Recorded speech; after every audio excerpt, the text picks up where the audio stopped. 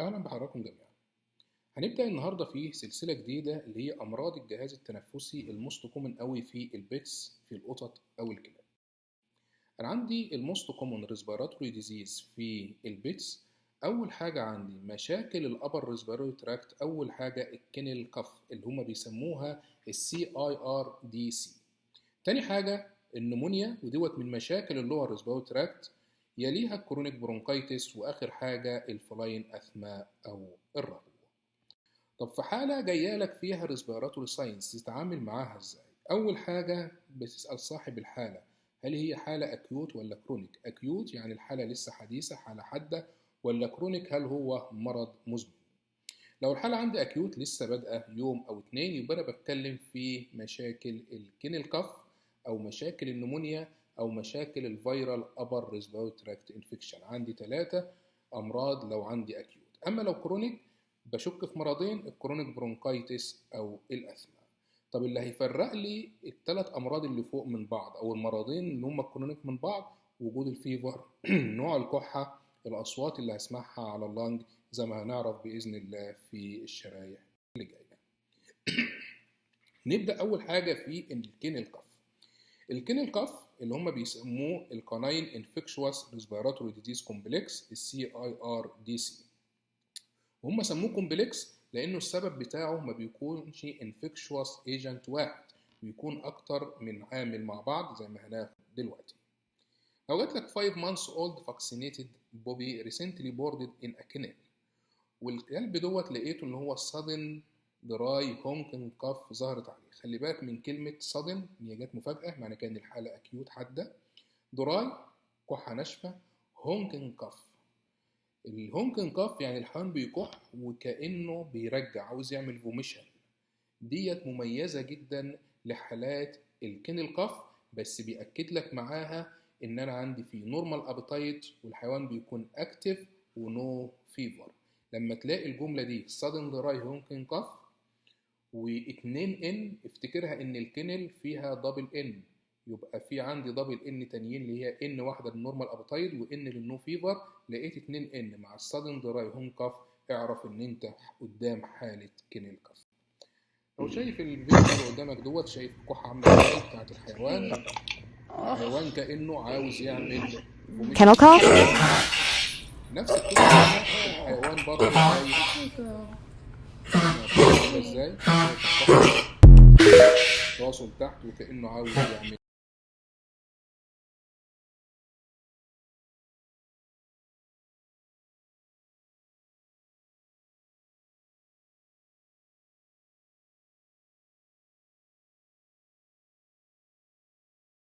فوميشن. نفس القصه بالكلب. My dog Luna currently has kennel cough. This is what it sounds like.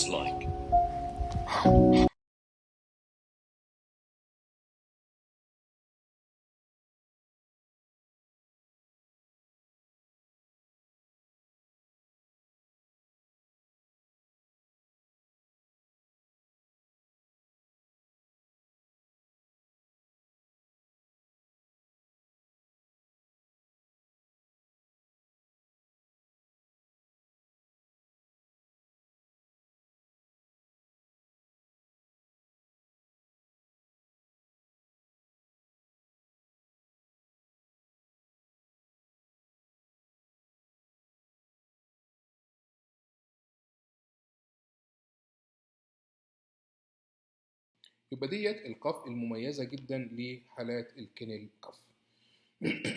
ايه هي الكينل كاف؟ الكينل كاف عباره عن مالتي فاكتوريال انفكشوس ريسبيراتوري سندروم. هي سندروم ماهاش ديزيز بعينه، بيكون ناتج عن اكتر من فاكتور انفكشوس. بيسموها كاناين انفكشوس ريسبيراتوري ديزيز كومبلكس، لان بيكون فيها نوت سنجل باثوجين، ولكنه بيحصل ساينرجستيك انفكشن بتوين اكتر من ايجنت. السبب بتاعها لا اما فيرال ايجنت، خاصه الكاناين برا انفلونزا، او كاناين ادينوفيروس تايب 2، كاناين ديستمبر، كاناين انفلونزا فيروس. لا اما السبب بكتيريال، الموست كومون بكتيريال ايجنت اللي عزلوها في الحالات ديت حالات البورديتيلا او الميكوبلازما. النقل بتاع العدوى بيتم ازاي؟ بيتم عن طريق الرذاذ اللي طالع من الحيوان المصاب. اول ما الرذاذ يطلع من الحيوان المصاب يبدأ يعدي اللي حواليه، لأن الرذاذ في الأمراض التنفسية خاصة بتنتقل لأما عن طريق تروح للنوسترل، لأما لو لمست الآي بيبدأ يحصل نقل للعدوى، لأن انتوا عارفين إن البلاد سبلاي للآي عالي جدا، وبالتالي أي دروبلت فيها عدوى بتلمس الآي بيحصل إن العدوى بتنتقل للجسم.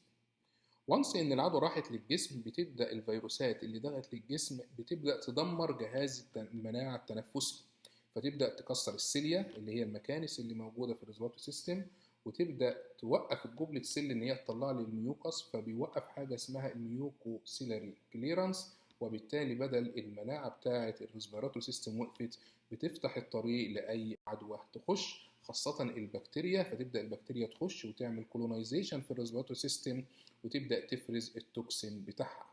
وانس ان هي فرزت التوكسين بتاعها تعمل انفلاميشن في الابر ريسبيراتوري تراكت، فتعمل تراكايتس وبرونكايتس، وتعمل ستيميوليشن للكف ريسبتور اللي موجوده على الابر ريسبيراتوري تراكت، فيبقى النتيجه الحتميه للمرض ان يحصل عندي كف مميزه جدا اسمها دراي هارش هونكينج كف، ان هي كأن الحيوان عاوز يعمل فوميشن او ترجيع اثناء الكح. يبدأ يحصل زي ما قلنا ان فيرال ابيثيليال دامج، لوس للميوكوسيلر كليرانس، البكتيريا تبدأ تتمركز، يحصل انفلاميشن، يحصل الدراي كف. والبوستر دوت بيبين لك بالظبط ايه اللي حصل، قال لك ان الكن الكف بيحصل فيها ان بكتيريا خاصة البرودوتيلا او فيروس زي البارا انفلونزا بتبدأ عندي التعرض للرذاذ اللي بتحتوي على العدوى ديت، تؤدي الى تأثر على السيليا، تأثر على الميوكوسيلا كليرانس، البكتيريا تخش تعمل الادهيجن، تطلع التوكسين، تعمل انفلاميشن يؤدي الى الكف. وهنا بيبين لك الفرق ما بين النورمال اير واي والاير واي اللي حصل له دامج. امتى الحاله اقول ان هي حاله ريد فلاج وتحولت الى حاله خطره؟ لما الحاله بتتحول الى وجود فيفر مع الكف او اصوات غريبه على الارض. طول ما الحاله هي كف فقط وحيويه الحيوان طبيعيه وبياكل وبيشرب طبيعي، يبقى انا بتكلم في كين الكف حاله ما فيهاش اي مشكله. اتحولت الى حراره عاليه واصوات غريبه على اللنج، يبقى الحاله اتحولت من كين الكف الى نمونيا او التهاب رئوي. طب تفسير الاعراض اللي ظهرت، قال لك الهونكونج كف ظهرت نتيجه التراكيه الانفلاميشن. قال لك لما بتعمل عندي اندكشن للكف، اللي انت تبدا تعمل بريشر على السكند تراكيال رينج، بيبدا يحصل حاجه يعمل كف، دي سببه الاريتيشن في الاير واي. طب ايه السبب ان الحيوان عنده نورمال ابيتايد مع انه تعبان؟ قال لك لان الانفلاميشن مايلد انفلاميشن وما حصلش اي مشكله في اللور ريسبيراتوري تراكت. قال لك امتى تخاف؟ لو ظهر عندي فيفر. قال لك معنى ظهور الفيفر في الحالات ديت ان في عندي سكندري نمونيا. ظهور السيستميك ساينس معناها ان احنا الحاله اتحولت من كين الكف الى نمونيا. الفيزيكال اكزامينيشن بتاع الحالات بتاعت الكين الكف، اللي انت بتعمل اول حاجه اسمها اندكشن للكف، تيجي عند السكند تراكيال رينج وتبدا تضغط، لو الحيوان عمل كف يبقى انا بسميه بوزيتيف ريزلت.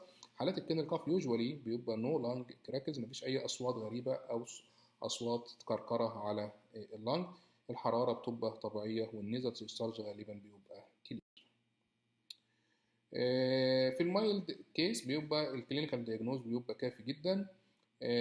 اما لو ظهر عند الحيوان فيفر وديزنيا ومفيش اي استجابه للعلاج بعد 7 ل 10 ايام، في حاله زي كده بحتاج ان انا باخد عينه دم وابدا اعمل راديوجراف، وفي بعض الحالات باخد عينه من الديسشارج واعمل PCR عشان ابدا اشوف ايه المشكله، وان الحاله اتحولت، باكد ان هي اتحولت الى النمونيا. طب العلاج، قاعده عامه تعرفها ان معظم حالات الكين الكف بتبقى سيلف ليميتنج خلال 7 ل 14 يوم. يعني ايه سيلف ليميتنج؟ بيحصل لها شفاء ذاتي مع شويه مقويات وسبورتيف كير، الحيوان بيبقى كويس. المايلد كيس مش محتاجه الا ان تدي الحيوان انتي تصف، بتديله بس حاجه تقلل الكحه اللي موجوده زي البيوترفانول، او بتديله ديكسترو